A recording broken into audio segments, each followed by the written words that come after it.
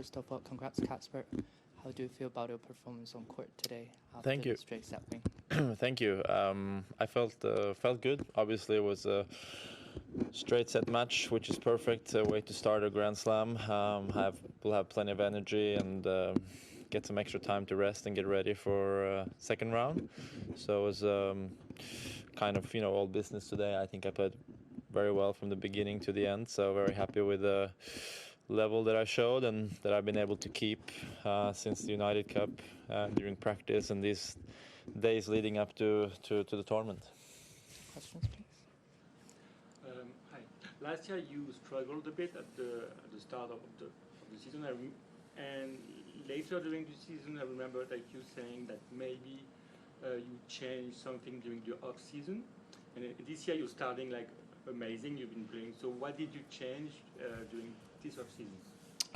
Well, I think I just had more weeks to train, both physically and tennis wise. I have a new member of in the team. I changed my physiotherapist.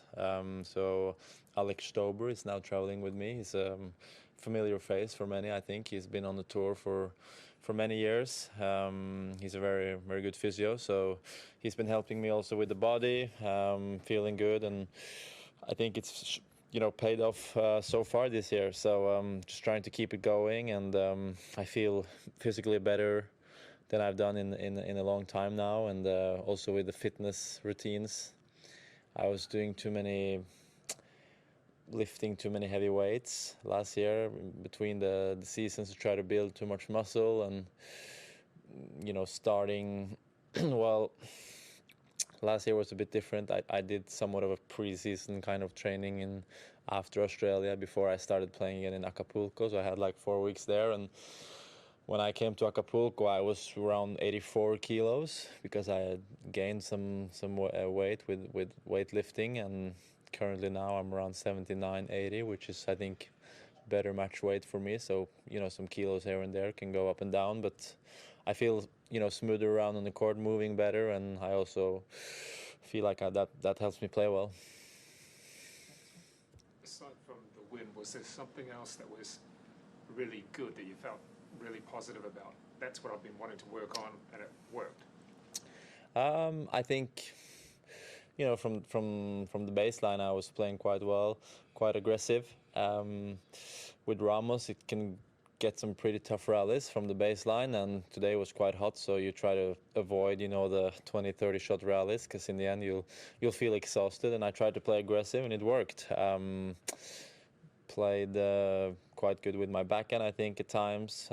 Hit some nice winners cross-court to his forehand, and with my forehand I was trying to play heavy and aggressive, and I think the serve could have been maybe a little better, but I played well behind the serve anyway, so didn't get broken, and that's a good stat. Good. You go. Casper, the tournament, the fans are allowed to move around this year. Yeah. It seems lower down between games, etc., not just the end of change of ends. I wanted to know, did you know that before the tournament, and what's your experience of it today? Yeah, I was told before we played today, so I was prepared for it.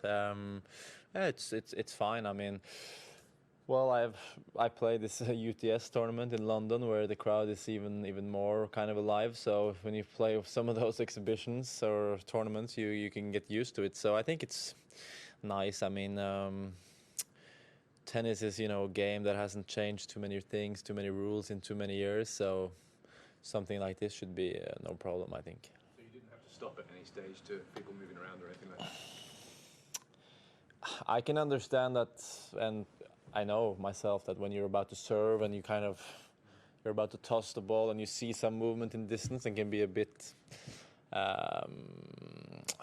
annoying in the way or disturbing, but just go for it. I mean, you can miss the serve anyway, so if someone is moving or not. So in my mind, it's just toss the ball and go for it. We didn't have to stop for long. Every now and then, if it's a little too loud, you can wait for a couple seconds, but typically they sit down quite fast.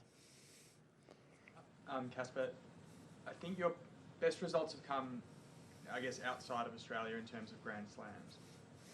Was there anything that you have tried to do differently approaching Melbourne this year? or is it just a matter of trusting your routines and your processes, and with a good off-season like you spoke about before, the results will come? Yeah, I try not to get dragged into the casino every night. That's been helping.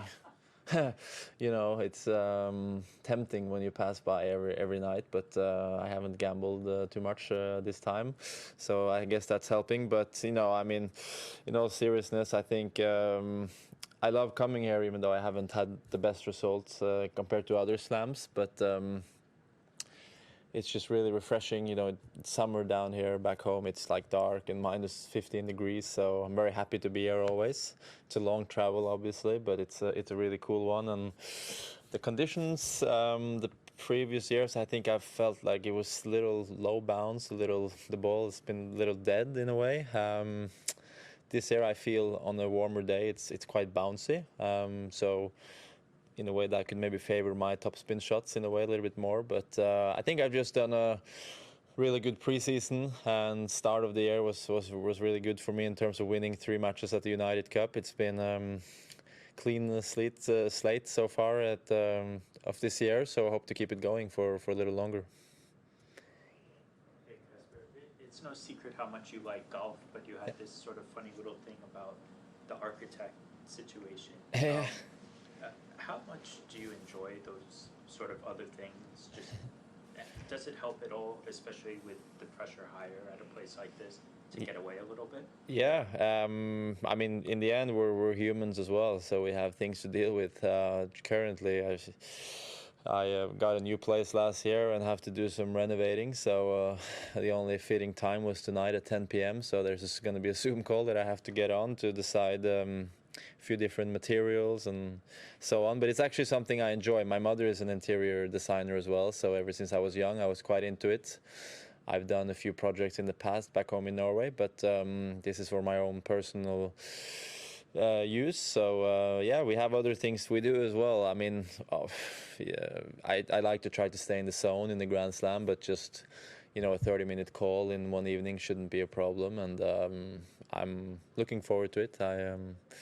It's things, you know, small things that we do outside the tennis court that can be, you know, in a way helping when you're playing. Last one in English. Overnight it was reported in Germany that Alexander Zverev will face a trial over domestic violence charges. Now we know he denies that, but he's on the ATP Players Council. Do you think it's appropriate that he continues in that role while that question is resolved? I haven't had too much time to think about it and don't really have an opinion right now, but yeah, I'm not exactly sure how to react to it, so won't give you a good answer, sorry. You can do another one if you want.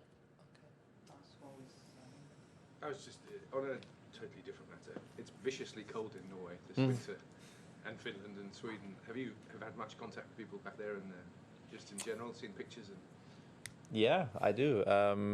You know, I think one of the practice days here in Melbourne leading up to the tournament was like 33 degrees plus, obviously here, and back home it was minus 30. So it's a 60-degree difference, which is quite insane when you think about it. So it's been a really cold winter, but a bit unusual. But I think I brought a lot of family and big team this year because they want to try to escape the winter. So my sister is here, my cousin is here, my mother and my father, obviously. So and my partner and girlfriend Maria. So they enjoy the sun more than the cold.